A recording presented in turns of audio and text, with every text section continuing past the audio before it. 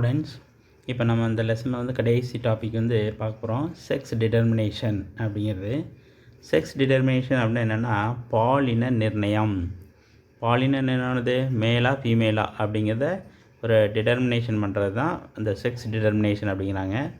So அந்த இப்போ பார்த்திங்கன்னா மேல் கேமிட் ஃபீமேல் கேமிட், அதாவது மேல் கேமிட்டுங்கிறது ஹியூமன் பீயிங்கில் வந்து பார்த்திங்கன்னா ஸ்பெர்ம், முன்னாடி படிச்சிருக்கோம் ஸ்பெர்ம். ஃபீமேல் கேமிட்டுங்கிறது எக்கு. ஸோ ரெண்டும் வந்து ஃபியூஸ் ஆனால் நமக்கு என்ன கிடைக்கும்? சைகோட் கிடைக்கும். புரியுங்களா? So the formation of zygote into male or female sex during development is called sex determination. புரியுங்களா? இப்போ அந்த மேலு ஃபீமேல் கேமெண்ட்டு ஃபியூஸ் ஆனால் சைகோட் கிடைக்குது. ஸோ அந்த சைகோட் ஃபார்மேஷன் ஆனது அந்த சைகோட் என்ன ஆகுதா? மேலாகவோ அல்லது என்னது ஃபீமேல் செக்ஸாகவோ என்னாக டெவலப்மெண்ட் ஆகுது. பார்த்திங்களா? ஸோ அதுதான் வந்து என்னது செக்ஸ் டிட்டர்மினேஷன். அப்போ ஒரு சைகோட் வந்து என்னவா டெவலப் ஆகுது, அதுதான் வந்து செக்ஸ் டிட்டர்மினேஷன். ஸோ இந்த செக்ஸ் டிட்டர்மினேஷன் அப்படிங்கிறது எதை பேஸ் பண்ணியிருக்குன்னா, டிட்டர்மைன்ட் பை த செக்ஸ் வந்து determined by chromosomes of an individual. அந்த ஆர்கானிசம், அதாவது நம்ம ஹியூமன் பீயிங்கில் அது மேல் ஃபீமேல் யாராகட்டும் அவங்க பாடி இருக்கக்கூடிய குரோமோசோம் தான் அந்த செக்ஸை வந்து டிட்டர்மினேஷன் பண்ணுது. புரியுங்களா? ஸோ இந்த டிட்டர்மினேஷனில் வந்து செக்ஸ் டிட்டர்மினேஷன் இன் ஹியூமன் அப்படின்னு பார்ப்போம். நம்ம ஏற்கனவே பார்த்துருக்கோம். நம்ம ஹியூமன் பீயிங்ஸ் வந்து எத்தனை குரோமோசோம்ஸ் இருக்குது? 23 பேர்ஸ் ஆஃப் குரோமோசோம்ஸ் இருக்குதுன்னு சொல்லியிருக்கேன். அதில் 22 பேர்ஸ் வந்து ஆட்டோசோம்ஸ், அதாவது ஆட்டோசோம்ஸ்னு அது பாடி கேரக்டரை டிசைட் பண்ணக்கூடியது, பாடி கேரக்டரை கண்ட்ரோல் பண்ணக்கூடியது ஆட்டோசோம்ஸ் 22 பேர்ஸ். அடுத்து லாஸ்ட் 1 பேர் 23rd பேர் வந்து சொன்னேன், ஒரே ஒரு பேர் 23rd கடைசி பேர் தான் செக்ஸ் குரோமோசோம்னு நம்ம பார்த்தோம். ஃபீமேலில் வந்து பார்த்திங்கன்னா female gametes are egg. Female கேமிட்னாலும் ஒன்று தான், எக்குனாலும் ஒன்று தான். So the female gametes formed are similar in their chromosome. Female கேமிட்டில் வந்து பார்த்திங்கன்னா அதில் கேமிட் வந்து பார்த்திங்கன்னா இப்போ எல்லாமே எப்படி இருக்கும்? ஒரே மாதிரி இருக்கும். புரியுங்களா? ஒரே மாதிரினா எல்லா கேமிட் எப்படி தான் இருக்கும்? எக்ஸ். எல்லா கேமிட்லேயுமே என்ன தான் இருக்கும்? எக்ஸுங்கிற குரோமோசோம் தான் இருக்கும், ஒரே மாதிரி இருக்கும். அதான் சிமிலர் இன் தேர் குரோமோசோம். அதுதான் இங்கே கொடுத்துருக்காங்க. பார்த்தீங்களா?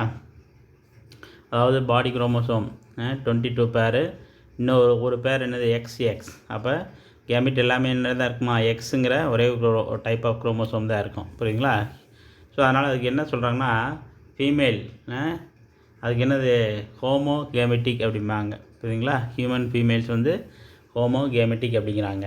ஆனால் மேலில் வந்து அப்படி கிடையாது. உங்களுக்கு மேலில் வந்து பார்த்திங்கன்னா அந்த மேல் கேமிட்ஸ் ஸ்பெர்ம் சொல்கிற மாதிரிங்களா, அந்த ஸ்பெர்ம். ஸோ அந்த ஸ்பெர்மில் வந்து பார்த்திங்கன்னா 2 டைப்ஸ் ஆஃப் குரோமோசோம்ஸ் வந்து வரும். 2 டைப்ஸ் ஆஃப் அந்த கேமிட்ஸ், அந்த ஸ்பெர்ம்ஸ் வந்து ப்ரொடியூஸ் ஆகும். புரியுங்களா? அதில் வந்து ஈக்குவல் ப்ரொப்போர்ஷனில், அதாவது அந்த ஸ்பெர்மில் வந்து பார்த்திங்கன்னா 22 அது வந்து பாடி கேரக்டரை டிசைட் பண்ணக்கூடிய ஆட்டோசோம்ஸ் இருக்கும். அடுத்த ஒரு பேர் வந்து பார்த்திங்கன்னா செக்ஸ் குரோமோசோமில் ஒன்று வந்து 22 + ஒரு எக்ஸாக இருக்கும், இன்னொன்று வந்து என்னது 22 + ஒன்று என்னது ஒய்யாக இருக்கும். ஸோ அந்த மாதிரி அந்த கேமிட்டில் வந்து பார்த்திங்கன்னா எக்ஸ் டைப்பு ஒய் டைப்னு 2 டைப், 2 டிஃப்ரெண்ட் டைப்ஸ் ஆஃப் அந்த கேமிட்டு ஸ்பெர்ம்ஸ் வந்து ப்ரொடக்ஷன் ஆகும். இதில் மேன், அதாவது ஹியூமன் மேலுக்கு வந்து அந்த மாதிரி ஃபார்ம் ஆகும். புரியுங்களா? ஸோ அதனால் ஹியூமன் மேல்ஸ்க்கு என்ன பேர்னா ஹெட்டிரோ கேமெட்டிக் அப்படிம்பாங்க. 2 டைப்ஸ் ஆஃப் கேமிட் ஃபார்ம் ஆகிறதுனால அதுக்கு பேர் ஹெட்டிரோ கேமெட்டிக் அப்படின்னு சொல்லுவாங்க. ஸோ இந்த பிக்சரில் வந்து பார்த்திங்கன்னா தெரியுது. இப்போ மதர் இருக்காங்க. ஸோ மதரில் வந்து பார்த்திங்கன்னா உங்களுக்கு எக்ஸ் தான் இருக்கும். ரெண்டுமே என்னது? எக்ஸ் கேமிட் தான் ஃபார்ம் ஆகும். ஆனால் ஃபாதர் வந்து பார்த்திங்கன்னா 2 அந்த செக்ஸ் குரோமோசோம் என்னது? ஒன்று எக்ஸு, ஒன்று ஒய். அப்போ பார்த்திங்கன்னா உங்களுக்கு 2 டைப் ஆஃப் ஸ்பெர்ம் ஃபார்ம் ஆகுதா? ஒன்று வந்து எக்ஸு 22 + எக்ஸு ஒரு ஸ்பெர்மு, இன்னொன்று என்னது 22 பாடி குரோமோசோமு, செக்ஸ் குரோமோசோம் என்னது ஒய். அப்படி 2 டைப்ஸ் வந்து ஃபார்ம் ஆகுது. ஸோ இதில் வந்து எது ஃபீஸ் ஆகுதோ அதை பேஸ் பண்ணி தான் நான் அடுத்து மேலா ஃபீமேலாங்கிறது முடிவு பண்ண முடியுது. பாருங்கள், இப்போ இந்த எக்ஸு இந்த எக்ஸோட ஜாயிண்ட் ஆச்சுன்னா என்ன கிடைக்கிது? நமக்கு ஃபீமேல் கிடைக்கும். ஸோ அந்த எக்ஸு வந்து இந்த ஒய்யோட ஃபியூஸ் ஆச்சுன்னா நமக்கு என்ன கிடைக்கிது? மேல் கிடைக்கிது. புரியுதுங்களா? ஸோ அந்த ஒய் அதுதான் வந்து மேலா ஃபீமேலாங்கிறத டிசைட் பண்ணுது. புரியுதுங்களா? எக்ஸ் ஃபியூஸ் ஆனால் அது ஃபீமேல், ஒய் ஃபியூஸ் ஆனால் அது மேல். ஸோ இதில் வந்து என்ன தெரியுதுன்னா இந்த செக்ஸ் டிட்டர்மினேஷன் அப்படிங்கிறதுல is a chance of probability as to which category of sperm fuses with the egg. இதில் வந்து இந்த சான்ஸ் ஆஃப் ப்ராபபிலிட்டி அது என்ன அர்த்தம், குழந்தை வந்து பிறக்கிறது, புரியுதுங்களா? இதில் வந்து பார்த்திங்கன்னா உங்களுக்கு அந்த மேல் இப்போ இங்கே சான்சஸ் எப்படி அப்படிங்கிறத சொல்லியிருக்காங்க பாருங்கள்.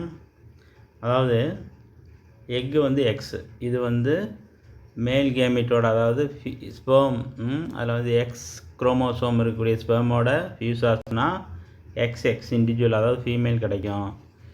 பட்டு இஃப் இந்த எக்கு எக்ஸுங்கிறது ஒய் அந்த பியரிங் ஸ்பெர்மோட ஃபியூஸ் ஆச்சுன்னா என்ன கிடைக்கும், XY, அதாவது மேல் வந்து கிடைக்கும், புரியுங்களா? ஸோ அந்த ஸ்பெர்மை பேஸ் பண்ணி தான் மேல் ஃபீமேலுங்கிறது முடிவாகுது, புரியுங்களா? அந்த ஸ்பெர்மில் வந்து எக்ஸ் இருந்தால் என்னது ஃபீமேல் கிடைக்கும், ஒய் இருந்தால் மேல் கிடைக்கும், புரியுங்களா? அதுதான் அது. So the sperm produced by the father determines the sex of the child. குழந்தையை தீர்மானிக்கிறது அப்பா தான், அவருடைய ஸ்பெர்ம் தான். Mother is not responsible in determining the sex of the child. அம்மாவுக்கு இதுக்கு சம்மந்தமே இல்லை, அம்மா வந்து இதில் சம்மந்தம் இல்லை அப்படின்னு சொல்கிறாங்க, சரிங்களா? சரி, அடுத்து நெக்ஸ்ட்டு வந்து பார்த்திங்கன்னா உங்களுக்கு அடுத்த டாபிக் வந்து நம்ம பார்க்க போகிறது மியூட்டேஷன் அப்படிங்கிற டாபிக். ஸோ மியூட்டேஷனுக்கு முன்னாடி லாஸ்ட் இதை பார்த்துங்க, ஃபெர்டிலைசேஷன் ஆஃப் எக். அதாவது பார்த்திங்கன்னா உங்களுக்கு இந்த ஃபெர்டிலைசேஷன் ஆஃப் எக், அதாவது 22 + Xங்கிறது 22 + Xோட ஸ்பெர்மோட சேர்ந்தால் நமக்கு என்னது ஃபீமேல் சைல்டு இந்த மாதிரி கிடைக்கும். அதே நேரத்தில் இந்த எக்கு வந்து 22 + Xங்கிறது ஸ்பெர்ம் 22 ஒய்யோட சேர்ந்தால் மேல் சைல்டு இந்த மாதிரி கிடைக்கும். 44 குரோமோசோம்ஸ் பாடி, 2 குரோமோசோம்ஸ் எக்ஸ் குரோமோசோம்ங்கிறது X1 Y1 இந்த மாதிரி கிடைக்கும். ஓகே, சரி. நெக்ஸ்ட்டு வந்து பார்த்திங்கன்னா மியூட்டேஷன். ஸோ இந்த மியூட்டேஷன் அப்படிங்கிறது என்னென்னா உங்களுக்கு சடன் சேஞ்ச் அப்படின்னு சொல்லுவாங்க, திடீர் மாற்றம் அப்படிங்கிறது தான். இந்த டேர்ம் வந்து உங்களுக்கு இந்த மியூட்டேஷனுங்கிற டேர்ம் வந்து யார் இன்ட்ரடியூஸ் பண்ணாங்கன்னா ஹிக்கோ டிவரிஸ், இந்த இயர் ஆஃப் 1901. ஸோ இவர் எதில் வந்து அப்சர்வேஷன் பண்ணி இந்த மியூட்டேஷனுங்கிற டேர்மை ப்ரொடியூஸ் பண்ணுறாரு. He observed phenotypic changes. ஃபீனோடைப்னா என்னது, வெளியில் எக்ஸ்டர்னல் சேஞ்சஸ், ஒரு ஆர்கானிசனுடைய எக்ஸ்டர்னல் ஸ்ட்ரக்சரில் என்ன சேஞ்சஸ் நடக்குது, அதுதான் வந்து ஃபீனோடைபிக் சேஞ்சஸ். இந்த ஈவினிங் பிரைம்ரோஸ் பிளான்ட், ஒரு பிளான்ட், அதுக்கு பேர் இனோத்திரா லமார்கியானாங்கிற ஒரு ஈவினிங் பிரைம்ரோஸ் பிளான்ட் அதுக்கு பேர். அந்த பிளான்ட்டில் வந்து பார்த்திங்கன்னா இவர் பார்த்துருக்காரு என்ன. ஸோ அந்த மியூட்டேஷன் அப்படிங்கிறது என்ன அப்படிங்கிறதா முதல்ல சொல்லிடுறோம். Mutation is and inheritable sudden change in the genetic material of an organism. அதாவது ஒரு ஆர்கானிசமுடைய ஜெனட்டிக் மெட்டீரியல் நம்ம ஏற்கனவே பார்த்துருக்கோம், டிஎன்ஏ. அந்த டிஎன்ஏவில் வந்து பார்த்திங்கன்னா ஒரு சடன் சேஞ்ச், அந்த சடன் சேஞ்ச் வந்து இன்ஹெரிட்டபிள், ஒரு ஜென்ரேஷன்லேருந்து இன்னொரு ஜென்ரேஷனுக்கு டிரான்ஸ்மிட் ஆகக்கூடிய ஒரு சேஞ்ச் தான் என்னது மியூட்டேஷன் அப்படின்னு சொல்கிறாரு அவர். ஸோ மியூட்டேஷன் வந்து பார்த்திங்கன்னா அதில் 2 டைப்ஸ் சொல்கிறாங்க மெயினாக. வந்து அதில் 2 டைப்ஸ் என்னென்ன, ஒன்று குரோமோசோமல் மியூட்டேஷன், இன்னொன்று வந்து ஜீன் மியூட்டேஷன் அப்படிங்கிறாங்க. அந்த 2 டைப்ஸ் என்னென்னு பார்ப்போம். இப்போ ஃபஸ்ட்டு வந்து குரோமோசோமல் மியூட்டேஷன். குரோமோசோமல் மியூட்டேஷன் அப்படிங்கிறது the change, the sudden change வந்து in the structure or number of chromosome. நம்ம பாடியில் வந்து 23% சொல்கிற மாதிரிங்களா, அந்த மாதிரி அந்த ஸ்ட்ரக்சர், அந்த குரோமோசோமுடைய ஸ்ட்ரக்சர்லேயோ அல்லது நம்பர் ஆஃப் குரோமோசோம்லேயோ ஏற்படக்கூடிய அந்த சடன் சேஞ்ச் தான் குரோமோசோமல் மியூட்டேஷன் அப்படிம்பாங்க. ஸோ அதில் 1 by 1 பார்ப்போம். இந்த குரோமோசோமல் மியூட்டேஷனில் first change in the structure of chromosome. Structure of குரோமோசோமில் நடக்கக்கூடிய சேஞ்சஸ் என்னென்ன அப்படிங்கிறத பார்ப்போம். இந்த structural changes in the chromosomes அப்படிங்கிறது யூஸ்வலாக எதனால் நடக்குதுன்னா due to errors in cell division. Cell டிவிஷனில் ஏதாவது ஒரு எரர் நடந்துச்சுன்னா அப்போ தான் அது என்னது இந்த ஸ்ட்ரக்சர் ஆஃப் குரோமோசோமில் சேஞ்சஸ் நடக்கும். ஓகே, சரி. Changes in the number and arrangement of genes takes place as a result of deletion, duplication, inversion and translocation in chromosome. So structural changes சொல்லிட்டேன். changes in the number and arrangement of genes. So அதில் வந்து பார்த்திங்கன்னா அந்த ஜீன்ஸுடைய number அதோடைய arrangements வந்து எப்போ change ஆகுதுன்னா as a result of என்னென்ன டெலிஷன். டெலிஷன் என்ன அர்த்தம், அந்த ஜீன் வந்து வெளியே போயிடுறது. ஒரு ஜீன் வந்து வெளியே போயிட்டு அது டெலிஷன். டூப்ளிகேஷன்னா இருக்கிற ஜீனு டபுள் ஆகிறது. இன்வர்ஷன் அப்படிங்கிறது அந்த ஜீன்ஸுடைய அரேஞ்ச்மெண்ட்டில் லீனியர் அரேஞ்ச்மெண்ட்டில் அந்த பிளேஸ் மாறிக்கிறது, தலைகீழாக மாறிக்கிறது. டிரான்ஸ்லொகேஷன் அப்படிங்கிறது குரோமோசோமில் ஒரு குரோமோடிட்லேருந்து இன்னொரு குரோமோடிட்டுக்கு அந்த ஜீன்ஸ் வந்து எக்ஸ்சேஞ்ச் ஆகிக்கிறது. அதான் வந்து டிரான்ஸ்லொகேஷன் அப்படிம்பாங்க. புரியுதுங்களா? உங்களுக்கு மறுபடியும் ஒரு தடவை அதை சொல்லிடுறேன். இப்போ வந்து டெலீஷன் அப்படின்னு என்ன அர்த்தம் உங்களுக்கு? இப்போ ஃபார் எக்ஸாம்பிள் இந்த மாதிரி ஒரு குரோமோசோம் இருக்குது. இதில் வந்து ஏபிசி அப்படின்னு 3 இருக்குன்னு வச்சுங்க. ஸோ இதில் வந்து ஃபஸ்ட்டு இருக்குது இது என்ன உங்களுக்கு சடன் சேஞ்ச் மூலமாக ஏங்கிறது காணாமல் போயிடும். அப்போ எப்படி கிடைக்கும்? பிசி இருக்கும். புரியுங்களா? மேலே வந்து என்ன ஆயிரும் உங்களுக்கு? அது தனியாக கட்டாகி போகுது. இது டெலீஷன். அதேமாதிரி டூப்ளிகேஷன்னா ஏங்கிற இடத்துல டபுள் வர்றது, அதுதான். புரியுங்களா? சரி, இது structure. Number change in the number of chromosomes. Number of குரோமோசோம்ஸுங்கிறது நம்ம பாடியில் இருக்கக்கூடிய நம்பர் ஆஃப் குரோமோசோமில் இன்க்ரீஸ் ஆகிறது, டிக்ரீஸ் ஆகிறது. இது வந்து பார்த்திங்கன்னா அடிஷன் ஆர் டெலிஷன் இந்த நம்பர் ஆஃப் குரோமோசோம்ஸ் நம்பர் என்னாக இன்க்ரீஸ் ஆகிறது, டிக்ரீஸ் ஆகிறது. ஸோ இதுக்கு பேர் ப்ளாய்டி அப்படின்னு சொல்லுவாங்க. இன்னொரு பேர் என்னது? இதுக்கு பேர் ப்ளாய்டி. அதில் 2 டைப்ஸ் இருக்குது, யூப்ளாய்டி, அன்யூப்ளாய்டி அப்படின்னு 2 டைப்ஸ் இருக்குது. யூப்ளாய்டி அப்படின்னா என்ன சார் அப்படின்னா, யூப்ளாய்டி அப்படிங்கிறது the condition in which individuals bears more than usual number of diploid chromosomes. அதாவது 2n அப்படிங்கிற கண்டிஷன் நார்மலாக இருக்கும். இதை விட என்ன அதிகமாக இருந்தால் அது என்னது? யூப்ளாய்டி. டிப்ளாய்டுங்கிறத என்னவா மாறுதுங்க? ட்ரிப்ளாய்டு மாறுதா? 3n வருது பார்த்தீங்களா? So if an individual has 3 haploid sets of chromosomes, அதுக்கு தான் ட்ரிப்ளாய்டி வந்தாலும் அது என்ன? யூப்ளாய்டி அப்படிம்பாங்க. அதேமாரி இந்த எக்ஸாம்பிள் வந்து ட்ரிப்ளாய்டு பிளான்ஸாக இருக்கட்டும், அனிமல்ஸாக இருக்கட்டும், டிப்பிக்கலி ஸ்டெரைல். நல்லா வச்சுங்க. இந்த ட்ரிப்ளாய்டு கண்டிஷன் வந்துட்டால் அது எப்படி இருக்குமா? ஸ்டெரைல் கண்டிஷனில் இருக்கும். அது பிளான்ஸாக இருக்கட்டும், அனிமல்ஸாக இருக்கட்டும். அப்போ இந்த டிப்ளாய்டுங்கிறதா நம்ம ஃபெர்டைல் கண்டிஷனில் இருக்கோம். ட்ரிப்ளாய்டாக மாறிச்சுன்னா அது என்னது? ஸ்டெரைலாக மாறிடும், வளமற்றதாக மலட்டுத்தன்மையாக போயிடும். அதேமாரி 4 ஹேப்ளாய்டு செட்ஸ் ஆஃப் குரோமோசோம்ஸும் வரும். 2n 3n பார்த்தாச்சு. Tetraploidy 4n 4 sets of chromosomes வரும். ஸோ இந்த டெட்ராப்ளாய்டி அப்படிங்கிறது பார்த்திங்கன்னா பிளான்ஸில் வந்து நமக்கு அட்வான்டேஜ். பிளான்ஸில் நடந்தால் அது யூஸ்ஃபுல்லாக இருக்கும். புரியுதுங்களா? இப்போ அதில் எக்ஸாம்பிள் வந்து பார்த்திங்கன்னா ஃப்ரூட்ஸ் வந்து இன்க்ரீஸ் ஆகிறது, அதோடைய சைஸ், ஃப்ரூட் சைஸு, ஃப்ளார் சைஸ்லாம் இன்க்ரீஸ் ஆகிறது. இதில் இந்த டெட்ராப்ளாய்டி கண்டிஷனில் இன்க்ரீஸ் ஆகுது அப்படின்னு சொல்கிறாங்க. சரிங்களா? சரி, இது வந்து அந்த டைப்ஸில் பார்த்துருக்கோம். புரியுங்களா? அடுத்து நெக்ஸ்ட்டு வந்து பார்க்குறது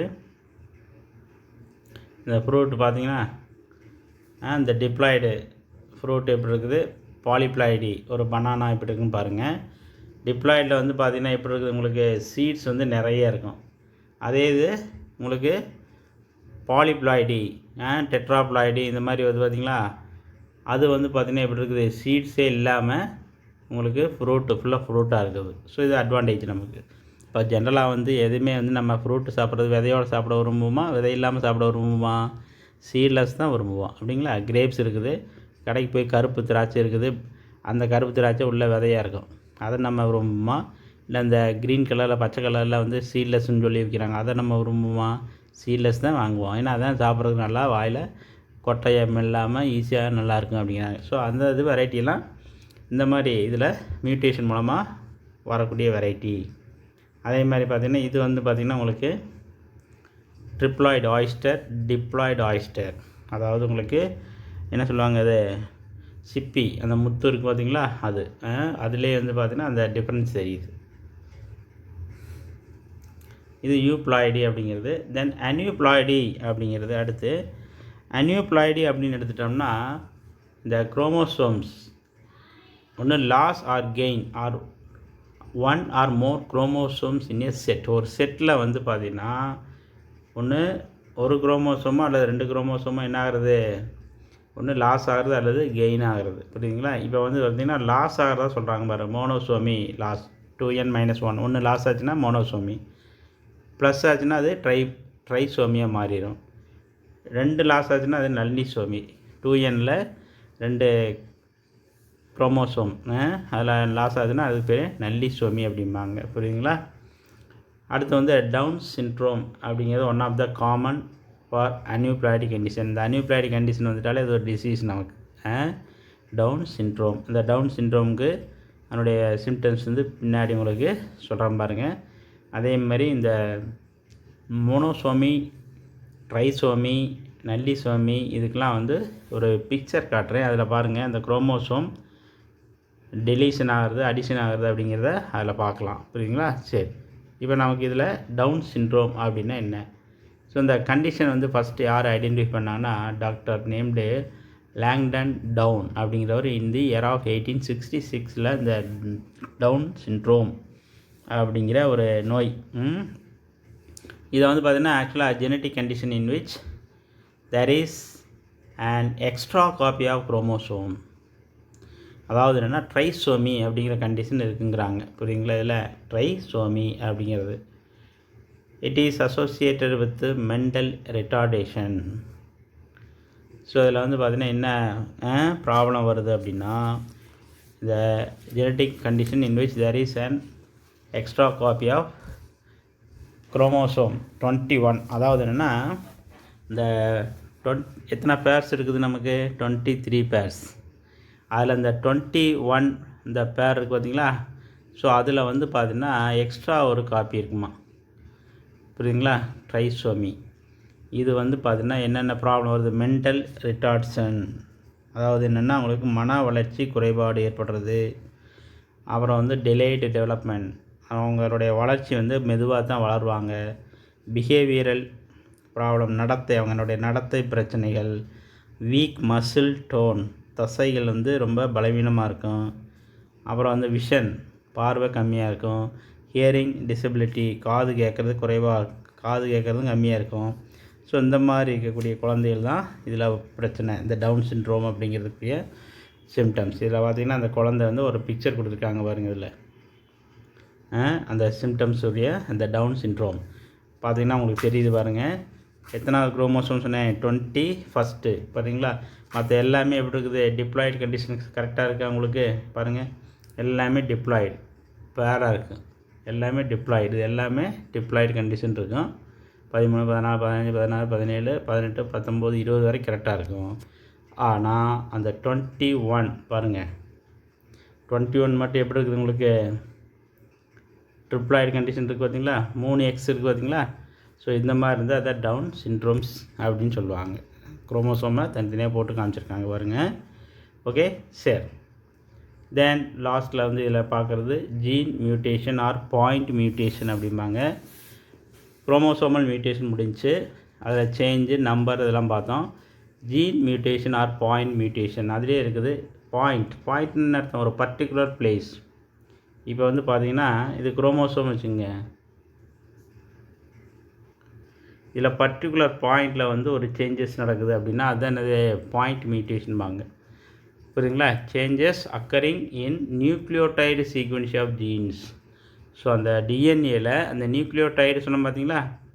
அந்த நைட்ரஜன் பேஸ் சுகர் இதெல்லாம் நியூக்ளியோடைடில் வந்து ஒரு சேஞ்சஸ் நடந்தால் அதுக்கு பேர் ஜீன் மியூட்டேஷன். ஸோ இதில் வந்து என்னென்ன நடக்கலாம்? சப்ஸ்டியூஷன் நடக்கலாம், டெலீஷன் நடக்கலாம், இன்சர்ஷன் நடக்கலாம், inversion of a single or more then one nitrogenous base. புரியுதுங்களா? அதாவது சப்ஸ்டிடியூஷன் அப்படிங்கிறது என்ன அப்படின்னு சொல்லிடுறேன். இந்த சப்ஸ்டிடியூஷன் அப்படின்னா என்னென்னா, இப்போ வந்து அந்த டிஎன்ஏல வந்து பார்த்தீங்கன்னா அடினைன் எதோட பேராக இருக்குது? தைமினோட பேராக இருக்கும். ஸோ இந்த அடினைன்கிற இடத்துல அடினைன் பதில் வேறு ஒன்று வந்துடுது. சப்ஸ்டியூஷன் என்னது? தைமின் வந்துடுது. அப்போ அதுக்கு பேர் வந்து இங்கிட்ட ஏ வந்துடும். புரியுங்களா? அப்போ என்ன ஆகுதுங்கிறாங்க? ஏ என்ன ரீப்ளேஸ் ஆகிட்டு அதுக்கு பதில் என்னது? டி போயிடுறது. அதான் சப்ஸ்டிடியூஷன். டெலீஷனுங்கிறது அந்த டிஎன்ஏல இப்போ ஏ இருக்குது, டி இருக்குது, ஜி இருக்குது, சி இருக்குது, அடுத்து டி இருக்குது, ஏ இருக்குது அப்படின்னா இதில் ஒன்று என்ன இது? டெலீஷன் ஆகிடுது. இது என்ன மியூட்டேஷன் மூலமாக வெளியில் போயிடும். புரியுங்களா? டெலீஷன். இன்சர்ஷன்னா ஒரு செட்டு வந்து உள்ளே வந்துடும். நியூக்ளியோடைடு வந்து ஒன்று அடிஷ்னலாக உள்ளே வர்றது. புரியுங்களா? இந்த மாதிரி நடக்கிறது தான் ஜீன் மியூட்டேஷன். புரியுங்களா? ஸோ இது என்ன ஆகுதுன்னா ரிசல்ட்டிங் இந்த abnormal protein formation in an organism. Protein synthesis என்ன அஃபெக்ட் ஆகுது அப்படின்னு சொல்கிறாங்க. புரியுங்களா? ஸோ இதோட இந்த லெசன் வந்து உங்களுக்கு முடியுது. நல்லா படிங்க. இதுக்குரிய இந்த புக் பேக் கொஸ்டின்ஸ் 1 மார்க்குக்கு வந்து நான் உங்களுக்கு அடுத்து அனுப்புகிறேன். இதையும் பாருங்கள். Thank you very much.